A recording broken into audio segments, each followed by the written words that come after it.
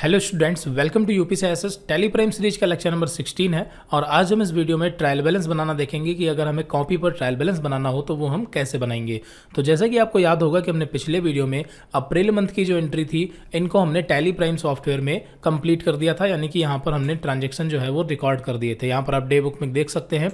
और वैसे तो हमें पता है कि जो टैली है यानी कि जो हमारा टैली प्राइम सॉफ्टवेयर है, यहाँ पर ट्रायल बैलेंस ऑटोमेटिक जनरेट होता है। जब हम एंट्री कर देते हैं उसके बाद ट्रायल बैलेंस अपने आप यहाँ पर बन जाता है, ठीक है। और इसी ट्रायल बैलेंस का हम यूज भी करते हैं। लेकिन अगर हमें मान लेते हैं कॉपी पर बनाना पड़ गया किसी भी एग्जाम पर्पज से या किसी भी पर्पज से, तो वो हम कैसे बनाएंगे ये देखेंगे। एक चीज यहाँ पर क्लियर कर देते हैं कि ट्रायल बैलेंस एक्चुअल में कॉपी पर नहीं बनाए जाते, क्योंकि हम टैली प्राइम में एंट्रियां ही इसीलिए करते हैं ताकि हमारा ट्रायल बैलेंस और बाकी की जो रिपोर्ट्स हैं, balance sheet, profit and loss account, ये सब ऑटोमेटिक जनरेट हो। इसीलिए ये सारी एंट्रियां जो हैं वो हम टैली प्राइम सॉफ्टवेयर में करते हैं। क्लियर है। तो रियल वर्क में आपको ट्रायल बैलेंस या प्रॉफिट एंड लॉस अकाउंट या फिर बैलेंस शीट कॉपी पर बनाने की जरूरत नहीं पड़ेगी। लेकिन जब हमें कॉपी पर बनाना आता होगा तो हमें एक आइडिया रहेगा कि हाँ एक्चुअली में टैली प्राइम सॉफ्टवेयर किस तरह से वर्क करता है और हमें किस तरह से एंट्री करनी है, ठीक है। वैसे तो हमने पिछले वीडियोस में एक्सरसाइज 2 जो हमारी थी उसको जब हमने सॉल्व करवाया था तो वहां पर हमने ट्रायल बैलेंस बनाना आपको बताया था, लेकिन वहां पर हमने लेजर वाइज ट्रायल बैलेंस बताया था। तो लेजर वाइज बनाना काफी आसान था और आप समझ चुके होंगे कि लेजर वाइज ट्रायल बैलेंस कैसे बनता है। अगर नहीं देखा है उस वीडियो को तो देख लें। और फिर यहाँ पर आज हम इस वीडियो में ग्रुप वाइज ट्रायल बैलेंस बनाना बताएंगे, यानी कि अगर हमें ग्रुप वाइज बनाना हो तो वो हम कैसे बनाएंगे। तो जैसा कि यहाँ पर आप देख सकते हैं कि जो पीडीएफ में यहाँ पर मंथ के नीचे यहाँ पर ट्रायल बैलेंस दिया गया है, इसमें ये ग्रुप वाइज है। यहाँ पर ये डे बुक है और उसके नीचे यहाँ पर ये ग्रुप वाइज ट्रायल बैलेंस है, जिसमें यहाँ पर कैपिटल अकाउंट, करंट लायबिलिटीज, ये सब ग्रुप है। और उसके अंडर में यहाँ पर जो लिखे हैं ये लेजर हैं या फिर इनमें से सेकेंडरी ग्रुप हैं, ठीक है। तो इस तरह से यहाँ पर ट्रायल बैलेंस कैसे बनना है ये आज हम इस वीडियो में देखेंगे। और जो ट्रायल बैलेंस है वो आप लोगों ने एंट्रियां तो की ही होंगी, ठीक है। जो एंट्रियां हमने बताया था ना आपको कि कॉपी पर करना है, तो ये सारी एंट्रियां आपने कॉपी पर सॉल्व की होंगी, जिसमें बाकायदा डेबिट क्रेडिट, किस एंट्री में क्या डेबिट होगा, क्या क्रेडिट होगा, किसका लेजर बनेगा, किसके अंडर जाएगा, ये सारी चीज़ें आपने नोट कर रखी होंगी। लेकिन हमारे पास यहाँ पर नोट नहीं है, तो यहाँ पर हम सीधे सीधे एंट्री को तुरंत सॉल्व करते हुए ट्रायल बैलेंस बनाएंगे, ठीक है। तो यहाँ पर फिलहाल आपको एंट्री में डेबिट क्रेडिट क्या होगा ये आपको पता होना चाहिए, हम बता भी चुके हैं कई बार। तो यहाँ पर हम सिर्फ निकालेंगे, आपको एक्सप्लेन नहीं करेंगे कि इसमें डेबिट ये क्यों हुआ या फिर क्रेडिट ये क्यों हुआ है, क्योंकि आपको पता है। नहीं पता है तो आप प्रीवियस वीडियो जो है वो देखें। क्लियर है। चलिए, तो यहाँ पर अब ट्रायल बैलेंस बनाना स्टार्ट करते हैं सीधे। तो यहाँ पर ट्रायल बैलेंस में आपको पता है कि एक साइड में यहाँ पर आपका पर्टिकुलर होगा और फिर यहाँ पर आपका होगा डेबिट एंड क्रेडिट, ठीक है। पर्टिकुलर में यहाँ पर आपके जो ग्रुप और जो लेजर है उनके नाम आएंगे और उनका जो अमाउंट होगा वो अगर डेबिट है तो डेबिट में और क्रेडिट है तो क्रेडिट में आएगा, ठीक है। तो चलिए, सबसे पहले यहाँ पर हमें एक काम करना है। अगर हमें ग्रुप वाइज ट्रायल बैलेंस बनाना है तो हमें यहाँ पर देखना होगा कि हमारी जो एंट्रियां हैं जिनका हम ट्रायल बैलेंस बनाएंगे उसमें कितने प्राइमरी ग्रुप जो है वो यूज किए गए हैं, ठीक है। और किस प्राइमरी ग्रुप में लगभग कितनी एंट्रियां हो सकती हैं या हैं, इसे हमें एक बार जो है देखना होगा, आइडिया लेना होगा यहाँ से, ठीक है। तो जैसे यहाँ पर अगर हम देखें तो इसमें आपको पता है कि अर्पित कुमार जो है इनका लेजर कैपिटल अकाउंट में बनेगा, यानी कि ये कैपिटल अकाउंट, ये आपका ये ग्रुप निकल गया, ठीक है, जो कि प्राइमरी है। क्लियर है। कैपिटल अकाउंट हो गया। और यहाँ पर ऐसा कोई लेजर, मतलब एक ही लेजर बनना है जो कि कैपिटल अकाउंट में जाएगा, तो एक ग्रुप निकल गया। दूसरे वाले क्वेश्चन में यहाँ पर कंप्यूटर का लेजर बनना है जो कि फिक्स्ड असेट्स में जाएगा, तो यहाँ पर ये भी एक ग्रुप निकल करके आया हमारे सामने, फिक्स्ड असेट्स, ठीक है। कंफ्यूज नहीं होना, आराम से समझना। यहाँ पर ये भी लेजर बन गया। तीसरे क्वेश्चन में जब एचडीएफसी बैंक का लेजर बनेगा तो ये जाएगा बैंक अकाउंट में, जो कि सेकेंडरी ग्रुप है। क्लियर है। ध्यान देना, क्या है, एचडीएफसी बैंक जाएगा बैंक अकाउंट में। बैंक अकाउंट है एक सेकेंडरी ग्रुप है जिसका प्राइमरी है करंट असेट्स, ठीक है। क्या है, करंट असेट्स, ध्यान रखना। तो यहाँ पर तीसरा ग्रुप आपके सामने निकल के आएगा करंट असेट्स। यहाँ पर हम प्राइमरी ग्रुप सिर्फ निकाल रहे हैं। 3 क्वेश्चन हो गए, 3 ग्रुप निकल करके आए। चौथा क्वेश्चन में यहाँ पर क्या हुआ है, 2500 रुपये जो है, मतलब 25,000 रुपये डिपॉजिट असेस्ट किया गया है सिक्योरिटी डिपॉजिट के रूप में, और इसका लेजर बना तो ये कहाँ गया, डिपॉजिट असेट्स, जो कि सेकेंडरी ग्रुप है। और इसका प्राइमरी क्या है, करंट असेट्स है, जो कि हम पहले ही नोट कर चुके हैं, ठीक है। तो यहाँ पर करंट असेट्स हमने पहले नोट कर लिया था। फिर यहाँ पर 7,500, तो ये एंट्री करनी ही नहीं थी। क्वेश्चन नंबर 6 ये भी नहीं करना था, आपको याद होगा। आगे बढ़ते हैं यहाँ पर। फिर यहाँ पर क्वेश्चन नंबर 7 में जितने भी हैं यहाँ पर सब ये फिक्स्ड असेट्स में गए हैं, जो कि हम पहले ही नोट कर चुके हैं, तो फिक्स्ड असेट्स निकल गया। क्वेश्चन नंबर 8 में यहाँ पर क्या हुआ है, डिपॉजिट असेट्स, यानी कि ये भी हम करंट असेट्स इसका प्राइमरी होता है, नोट कर लिया। कंफ्यूज बिल्कुल मत होना, ठीक है। बस एक चीज का ध्यान रखना कि आपको जो 28 ग्रुप हैं टोटल, जिसमें से 15 प्राइमरी और 13 सेकेंडरी हैं, ये आपको अच्छे से पता होना चाहिए, ठीक है। फिर यहाँ पर नेक्स्ट क्वेश्चन देखते हैं। नेक्स्ट क्वेश्चन में क्या है, क्वेश्चन नंबर 9, जिसमें स्टेशनरी एक्सपेंसेस जो है यहाँ पर किया गया है और इसमें 2 ग्रुप निकल करके आएंगे। देखिए, ग्लोबल हाउस का जब लेजर बनेगा, यहाँ पर देखिए इसमें जब यहाँ पर ग्लोबल हाउस का लेजर बनेगा तो ये जाएंगे सन्ड्री क्रेडिटर में, और सन्ड्री क्रेडिटर एक सेकेंडरी ग्रुप है। इसका प्राइमरी क्या है, करंट लायबिलिटी, आपको पता है ना क्या है, करंट लायबिलिटी है। तो यहाँ पर इसको हम नोट करेंगे करंट लायबिलिटी को, क्लियर है। और यहाँ पर स्टेशनरी ये जाएगा इनडायरेक्ट एक्सपेंसेज में, तो इनडायरेक्ट एक्सपेंसेज भी एक प्राइमरी ग्रुप है, क्लियर है। यहाँ पर ये भी नोट कर लिया। आगे बढ़ते हैं, देखते हैं। फिर उसके बाद क्वेश्चन नंबर 10, क्वेश्चन नंबर 10 में यहाँ पर एडवांस कंसल्टिंग रेवेन्यू का लेजर बना, जो कि ये जाएगा करंट लायबिलिटी में, आपको याद होगा। तो ये करंट लायबिलिटी यहाँ पर हमने ऑलरेडी नोट कर रखा है। फिर उसके बाद 50,000 रुपये जमा किए, तो इसका लेजर ही नहीं बनेगा क्योंकि ये एंट्री पहले आ चुकी है HDFC बैंक की। फिर मिस्टर वर्मा ने यहाँ पर इंक एंड पेपर पब्लिशर, ये सन्ड्री क्रेडिटर, करंट लायबिलिटीज, ठीक है, करंट लायबिलिटीज में प्राइमरी ग्रुप है, तो नोट कर लिया हमने। और यहाँ पर स्टेशनरी का लेजर ही नहीं बनेगा। फिर यहाँ पर विड्रॉ किया है, विड्रॉ ये कैपिटल अकाउंट में गया, जो कि हमने सबसे पहले ही नोट कर लिया था। और लास्ट में यहाँ पर ऑफिस मेंटेनेंस, जो कि एक्सपेंसेज है, इनडायरेक्ट एक्सपेंसेज, हमने ये नोट कर रखा है, क्लियर है। तो इस पूरे मंथ में जितनी भी एंट्रियाँ हैं, इसमें सिर्फ यहाँ पर 1 2 3 4 और ये 5 प्राइमरी ग्रुप जो है वो यूज किया गए हैं, क्लियर है। और कैपिटल अकाउंट में यहाँ पर हमने ये देखा कि इसमें सिर्फ 2 ही एंट्रियाँ गई हैं, एक पहली जब बिजनेस स्टार्ट हुआ और दूसरी विड्रॉल वाली। फिक्स्ड असेट्स में देखेंगे तो इसमें एक कंप्यूटर था और बाकी यहाँ पर 4-5 आइटम लगभग खरीदे गए, यानी कि लगभग इसमें 4 से 5 अकाउंट आ जाएंगे, ठीक है, ये हम अंदाज़ा लगाते हैं। और तीसरा क्या था, करंट असेट्स। करंट असेट्स में हमारा एक तो कैश आ जाएगा, दूसरा आपका बैंक आ जाएगा और डिपॉजिट असेट्स भी इसी में आ जाएगा, ठीक है। तो ये आपके 3 यहाँ पर हो गए करंट असेट्स में, क्लियर है। करंट लायबिलिटी में सन्ड्री क्रेडिटर आएगा, तो सन्ड्री क्रेडिटर यहाँ पर सिर्फ 2 हैं, ठीक है, तो सन्ड्री क्रेडिटर 2 हो गए। इनडायरेक्ट एक्सपेंसेज में एक बार स्टेशनरी खरीदी गई और दूसरा यहाँ पर लास्ट में ऑफिस मेंटेनेंस है, तो यहाँ पर भी इसमें लगभग 2 अकाउंट निकल करके आए। तो यहाँ पर एक हमने आइडिया ले लिया कि हाँ इसमें कितने ग्रुप यूज हुए हैं और यहाँ पर जो है किस ग्रुप में कितनी एंट्रियां हैं, क्लियर है, एक आइडिया मिल गया। इसके बाद हमें क्या करना है, इसको थोड़ा अरेंज करना है। अरेंज क्या करना है, देखिए यहाँ पर ये स्क्रीन थोड़ा क्लियर करते हैं। अब इसमें देखिए क्या करना है कि जो कैपिटल अकाउंट है और जो आपका करंट लायबिलिटी है, ये दोनों ग्रुप लायबिलिटी से रिलेटेड हैं, इसलिए यहाँ पर कैपिटल अकाउंट को हम ट्रायल बैलेंस में सबसे ऊपर रखते हैं, कैपिटल अकाउंट सबसे ऊपर। फिर कैपिटल अकाउंट में लगभग 2-3 एंट्रियाँ मान लेते हैं, अंदाजा लगाया तो 2-3 एंट्रियों के लिए 2-3 लाइनें लगभग छोड़ देंगे। फिर उसके बाद कैपिटल अकाउंट के नीचे रखेंगे करंट लायबिलिटी को, करंट लायबिलिटी में लगभग 2-3 एंट्रियाँ गई हैं, उसके लिए जगह छोड़ देंगे। फिर नेक्स्ट होगा हमारा फिक्स्ड असेट्स। क्या होगा, फिक्स्ड असेट्स। यहाँ पर देखिए ऑर्डर मायने नहीं रखता, आप कुछ भी ऊपर नीचे कर सकते हैं, लेकिन अगर हमें थोड़ा सा सही ढंग से बनाना है तो यहाँ पर हम ऑर्डर भी मेंटेन करेंगे, ठीक है। तो फिक्स्ड असेट्स में लगभग 4 से 5 एंट्री आ गई हैं, तो उसके लिए लाइनें छोड़ देंगे। और फिक्स्ड असेट्स के नीचे रहेगा करंट असेट्स और करंट असेट्स के नीचे रहेगा आपका इनडायरेक्ट एक्सपेंसेज, क्लियर है। तो यहाँ पर कैपिटल अकाउंट और करंट लायबिलिटीज ये दोनों ही क्या है, ये दोनों ही लायबिलिटी होती हैं, इसलिए एक जगह रखते हैं। फिक्स्ड असेट्स और करंट असेट्स ये दोनों असेट्स है, इसलिए इसको एक जगह रखते हैं। और लास्ट में रखते हैं हम नॉमिनल अकाउंट, जो कि हमारा इनडायरेक्ट एक्सपेंसेज या फिर डायरेक्ट एक्सपेंसेज होता तो वो लास्ट में रहता है, क्लियर है। तो इस तरह से यहाँ पर जो है हम थोड़ा सा कैटेगराइज कर देते हैं अकाउंट्स को। तो चलिए यहाँ पर अब इसको हम प्रैक्टिकली बनाना स्टार्ट करते हैं। तो सबसे पहले यहाँ पर चलते हैं और यहाँ पर हेडिंग डालते हैं कैपिटल अकाउंट की, ठीक है। तो यहाँ पर आपका हो जाएगा कैपिटल अकाउंट, ठीक है। तो ये कैपिटल अकाउंट ये आपका ये प्राइमरी ग्रुप है, क्लियर है। फिर उसके अंदर यहाँ पर हम देखते हैं कौन कौन सी एंट्रियाँ गई हैं।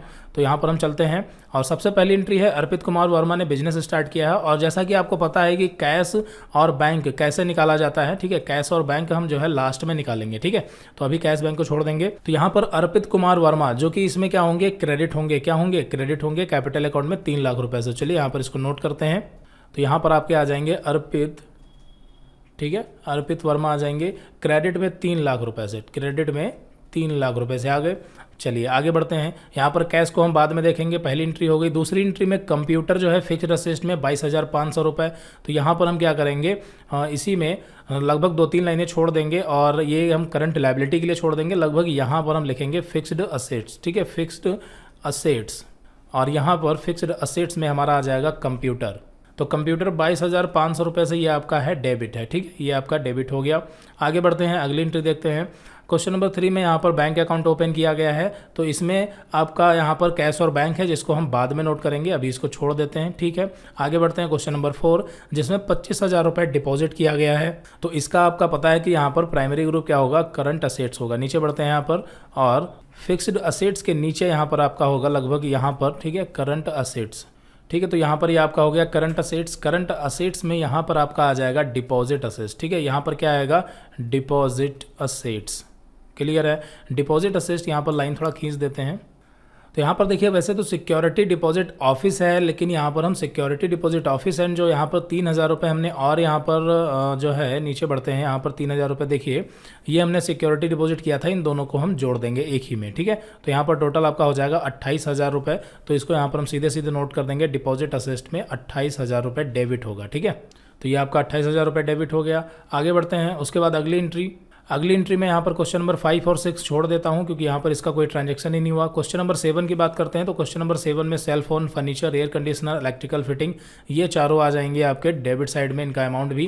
तो यहाँ पर ये आएंगे फिक्स्ड असेट्स में। तो यहाँ पर कंप्यूटर, सेल फोन यहाँ पर 6,000 रुपये है, फिर 20,000 और 15,000। तो यहाँ पर सेल फोन हो गया आपका 6,000 रुपये और ये 20,000 रुपये, ठीक है।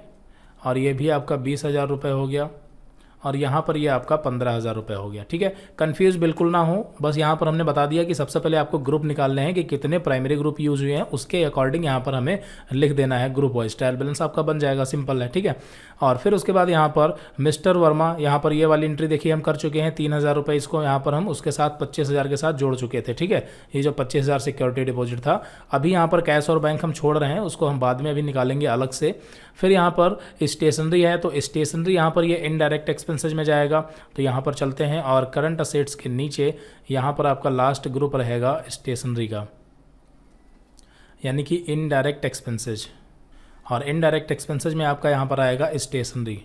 तो यहाँ पर स्टेशनरी एक्सपेंसेस देखिए कितना है इस महीने। तो एक तो 12,500 रुपये ये है, और दूसरा यहाँ पर 6,000 ये है। तो टोटल हो गया आपका 12 और 6 18,500 रुपये। तो यहाँ पर स्टेशनरी हो जाएगा आपका 18,500 रुपये। क्लियर है, बिल्कुल इसको ध्यान से समझें, सब कुछ समझ आ जाएगा, कोई दिक्कत नहीं है। फिर यहाँ पर क्वेश्चन नंबर 10 में क्या हुआ है, क्वेश्चन नंबर 10 में जो लेज़र बना था, यहाँ पर ये एडवांस फ्रॉम कस्टमर हमने यूज किया था, आपको याद होगा। एडवांस फ्रॉम कस्टमर, ये हमने एक सेकेंडरी ग्रुप बनाया था, ठीक है। एडवांस फ्रॉम कस्टमर नाम का सेकेंडरी ग्रुप, और ये लेज़र बना था एडवांस कंसल्टिंग रेवेन्यू का। तो एडवांस कंसल्टिंग रेवेन्यू किस में गए थे, एडवांस फ्रॉम कस्टमर में, और एडवांस फ्रॉम कस्टमर किस में जाएगा, करंट लायबिलिटी में। क्लियर है, तो यहाँ पर चलिए इसको नोट करते हैं। करंट लायबिलिटी में एडवांस फ्रॉम कस्टमर 25,000 रुपये जो कि क्रेडिट होंगे, ठीक है। क्रेडिट के होंगे आपको पता है।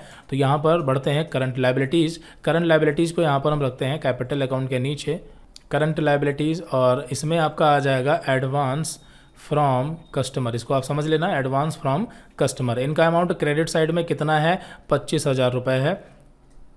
तो ये आपका हो गया।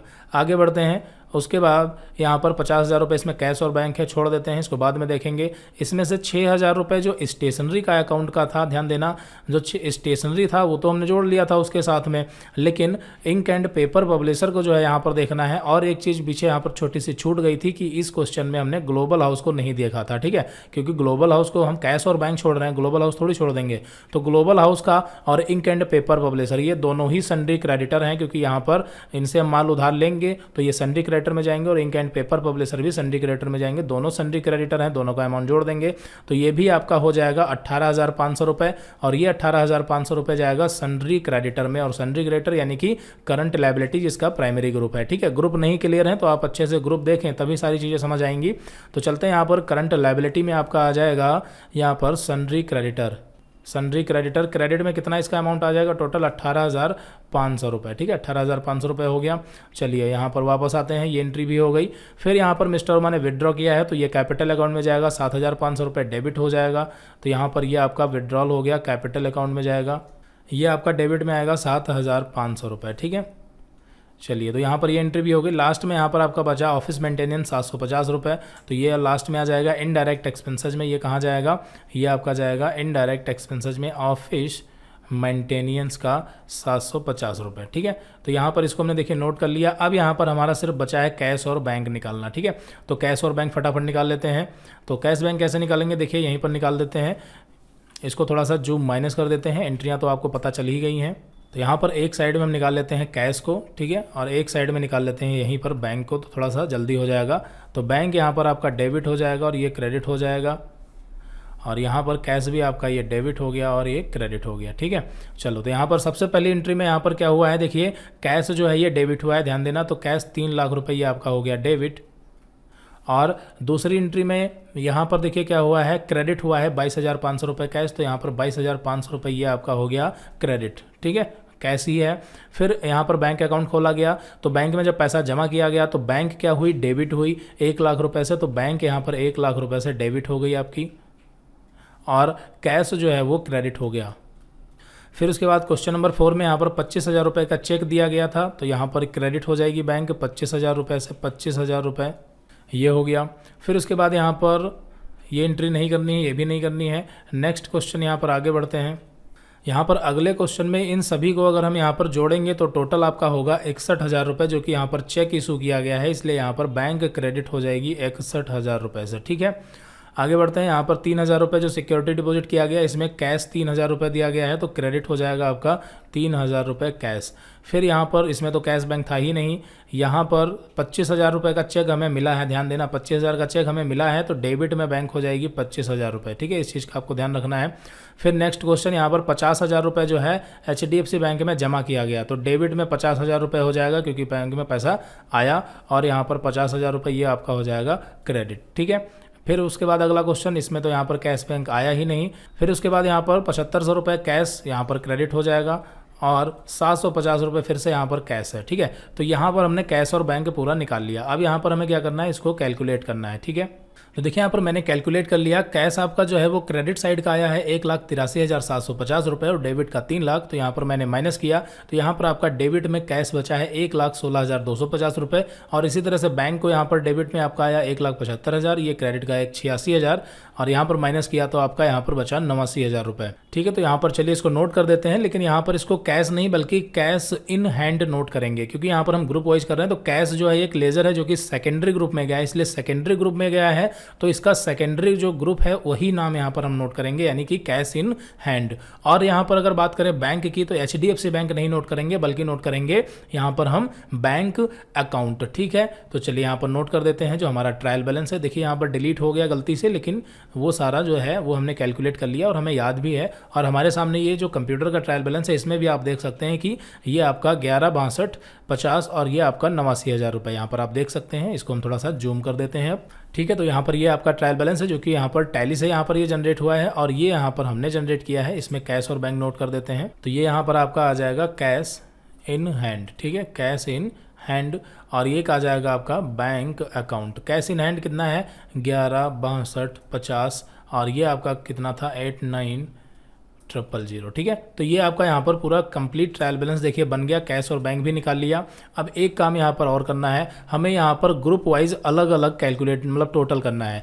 यहाँ पर आपका आ जाएगा 7,500 रुपये, मतलब कैपिटल अकाउंट यहाँ पर हमें ग्रुप वाइज दिखाना है कि टोटल कैपिटल कितना है, तो 7,500 रुपये डेबिट में है, तो ये यहाँ पर आपका डेबिट का हो गया। और इसी तरह से यहाँ पर क्रेडिट का आपका कैपिटल अकाउंट कितना होगा, 3 लाख रुपये, यहाँ पर सिर्फ ये 3 लाख रुपये आपका हो जाएगा क्रेडिट का। ठीक है, तो ये आपका यहाँ पर कैपिटल अकाउंट का पूरा निकल गया। फिर यहाँ पर करंट लायबिलिटी की बात करें तो लायबिलिटी देखिए कितनी है, तो यहाँ पर 25,000 ये और 18,500 ये, तो टोटल यहाँ पर आपका हो गया 43,500 रुपये। ठीक है, तो ये आपका हो गया 43,500 रुपये जो कि लायबिलिटी है। करंट लायबिलिटी हमारी कितनी है, 43,500 जो कि क्रेडिट में है। फिक्स्ड असेस्ट यहाँ पर 83,500 रुपये होगा। ठीक है, ये आप जोड़ सकते हैं, इन सभी को जोड़ेंगे तो यहाँ पर 83,500 रुपये फिक्स्ड असेस्ट आपका आएगा। करंट असेस्ट यहाँ पर इसको जोड़ लेते हैं, तो ये यहाँ पर आपका आएगा 23, 32, 50। ठीक है, आप इसको जोड़ सकते हैं, यहाँ पर यही आने वाला है। और यहाँ पर आपका आएगा 19,250। ठीक है, तो ये यहाँ पर पूरा कंप्लीट हो गया। अब एक काम करेंगे, फाइनल यहाँ पर हमें लास्ट में ग्रैंड टोटल करना है। ठीक है, ग्रैंड टोटल करना है, तो उसके लिए तो यहाँ पर सबसे पहले क्रेडिट साइड का देखते हैं। तो क्रेडिट साइड में यहाँ पर आपका 3 लाख रुपए ये कैपिटल अकाउंट है और 43,500 रुपये करंट लायबिलिटीज़ है, तो टोटल हो गया आपका 3,43,500 रुपये क्रेडिट साइड का। और यहाँ पर क्रेडिट में कोई अमाउंट नहीं है, तो 3,43,500 रुपये ये आपका हो गया क्रेडिट का। अब यहाँ पर डेबिट में हमें क्या जोड़ना है, देखिए यहाँ पर मेन अमाउंट को जोड़ लेते हैं। 7,500 रुपये ये कैपिटल अकाउंट का, 83,500 रुपये ये, और यहाँ पर आपका 2,33,250 रुपये करंट असेट्स और 19,250 इनडायरेक्ट एक्सपेंसेस, इसको यहाँ पर हम जोड़ेंगे। और जोड़ने के बाद फाइनली हमारा यहाँ पर आना चाहिए कितना, 3,43,500 रुपये। ठीक है, जो कि आ जाएगा, हमने कैलकुलेट कर लिया है, आप भी कैलकुलेट कर लें। तो ये पूरा ट्रायल बैलेंस आपका ग्रुप वाइज बन गया। ठीक है, तो ग्रुप वाइज बनाना भी काफ़ी आसान है, लेज़र वाइज भी आसान है। ठीक है, दोनों ही आसान है, बस ग्रुप वाइज में थोड़ा सा हमें ये ध्यान रखना होता है कि कौन सा लेज़र जो है वो किस ग्रुप में गया है, उसको हम उसी में रख सकते हैं। ठीक है, देखिए यहाँ पर एक चीज आपकी और क्लियर कर देते हैं कि अभी हमारे पास अप्रैल मंथ में सिर्फ 14 ही एंट्रियां थी। ठीक है, यानी कि हमारे पास सिर्फ 14 एंट्रियां थी, तो हमने आसानी से ट्रायल बैलेंस बना लिया। ठीक है, अच्छी बात है। लेकिन अगर किसी बिजनेस में एक महीने में 200 एंट्रियां भी होती हैं, 200 एंट्री कैसे होंगी, तो मान लेते हैं एक दिन में अगर उसके पास 10 कस्टमर भी आ जाते हैं तो इस हिसाब से महीने में उसके पास 300 एंट्रियां हो जाएंगी। ठीक है, तो 300 एंट्रियां हो गई, मतलब अब 300 एंट्री से अगर ट्रायल बैलेंस बनाना होगा तो वहां पर काफ़ी दिक्कतें होंगी। ठीक है, तो हालांकि हमने बता दिया था पहले ही कि रियल लाइफ में ट्रायल बैलेंस जो है वो कॉपी पर नहीं बनाया जाता। ठीक है, बनाया क्यों नहीं जाता, क्योंकि आपको पता है कि हम टैली प्राइम में जो एंट्रियां करते हैं वो इसीलिए तो करते हैं कि हमें टैली सॉफ्टवेयर जो है वो ऑटोमेटिक ट्रायल बैलेंस और बाकी की रिपोर्ट्स जनरेट करके दे। ठीक है,